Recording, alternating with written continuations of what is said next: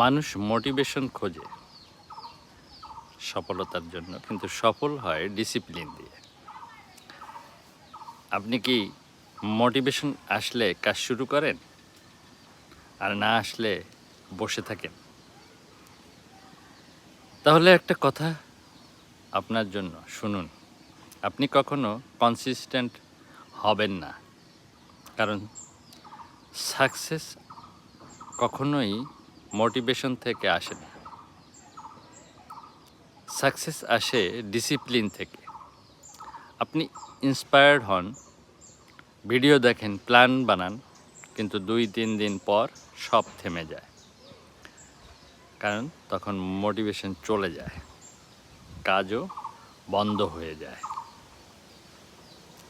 তারপর আবার গিল্ট, আবার নতুন করে শুরু। এই সাইকেলটাই আপনাকে আটকে রাখে। শুনুন, মোটিভেশন একটা ফিলিং, আর ফিলিং কখনো স্টেবল না। মোটিভেশন ইজ টেম্পোরারি, আজ আছে কাল নেই।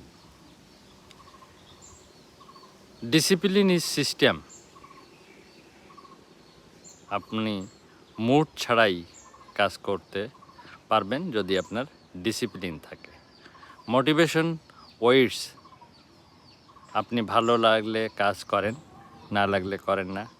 আর ডিসিপ্লিন হলো অ্যাক্ট, ভালো লাগুক বা না লাগুক আপনি করেন।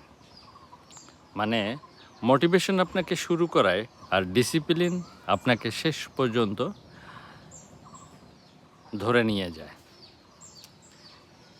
রুটিন বানান, নির্দিষ্ট সময়, নির্দিষ্ট কাজ, স্মল কনসিস্টেন্সি কম করুন, কিন্তু প্রতিদিন করুন।